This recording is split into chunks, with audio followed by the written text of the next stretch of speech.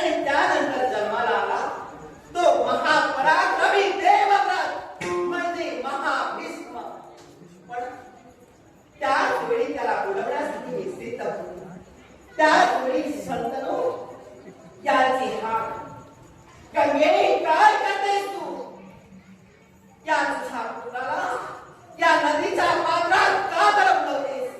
त्याच वेळी ठरले का प्रमाण मी स्वर्ग लोकाच्या ठिकाणी निघून गेले आणि ती केवळ त्या बालकाला 12 वर्षाचा प्रदीर्घ कालावधी लोटल्यानंतर त्या मुलाला मी लहानच समजले आणि केवळ शंतनू यांच्यापर्यंत मी सोडून दिला.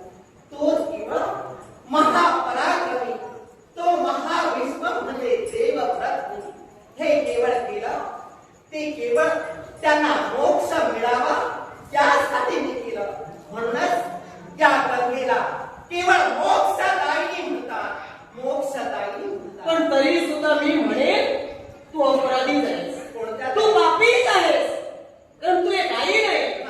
तूच आता म्हणालीस त्या अष्टवसूंचा उद्धार करण्यासाठी 7 पुत्रांना तू त्या पाण्यात बुडवून मारिलस आणि 7 उद्धार तू केला. पण 8वा राहिला तो म्हणजे देवव्रत. ज्यांना या विश्वात भीष्म म्हणून या विश्वात गणलं गेलं. मी तर म्हणेन तू एक आई नाहीस. काय आई म्हटल्यानंतर पुत्राच्या स्वाभिमानासाठी झटते. आपल्या पुत्राला जर का जखम जरी झाली असेल, साधं खर्चट जरी असेल, तर त्या आईच्या मनाला काय वेदना होतात ना, त्या ज्वालेला विचार. माझा बाळ प्रवीण रणांगणात रणमैदान गाजवत असताना धनुर्धारी पार्थानं त्याला घायाळ केलं. पण त्याला जरी घायाळ केलं तरी आईच्या मनाला वेदना झाला. एखाद्या वाघिणी कमळ पेटवून तरी ज्वाला. आज एखाद्या चौकारील्या वाघिणी प्रमाणे विश्वात भटकते, जी स्वतःच्या संसारावर पाणी सोडू शकते. ते एक सामान्य स्त्री कुठं आणि तू दैवी तत्व म्हणतेस. ज्या 8व्या वसूंचा उद्धार करण्यासाठी 12 वर्ष त्याला स्वर्गाच्या ठाई विद्याभ्यास केला. नक्कीच देवांच्या सानिध्यात ठेवून त्या पुत्राला देवव्रत म्हणून या हस्तिनापुरात आणून सोडिलंस. पण ज्यानं स्वतःच्या बापाच्या इच्छेसाठी भीष्म प्रतिज्ञा केली की हा जन्म अविवाहित राहील आणि हस्तिनापूरच्या राजगादीचा उपभोग कधी घेणार नाही, ही इच्छा पूर्ण करत असताना अखंड सेवक म्हणून हस्तिनापुराची सेवा भीष्मानं केली.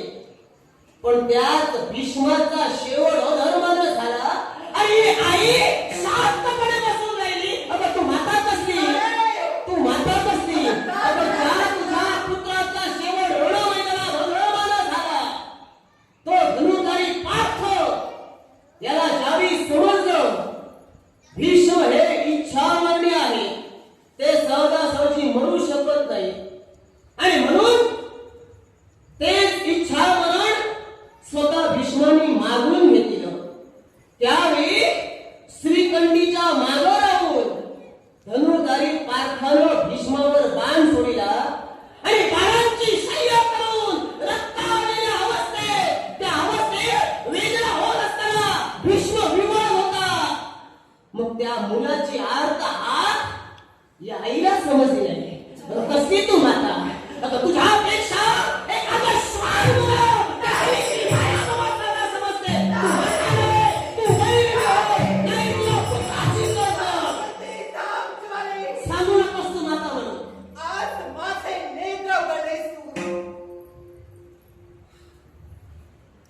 आज केवळ माझा पुत्राला असा मनात सल्लावास देत असताना सुद्धा केवळ कपटाचं आचरण करून त्याचा घात केला. माझे डोळे उघडलेस, पण त्याच वेळी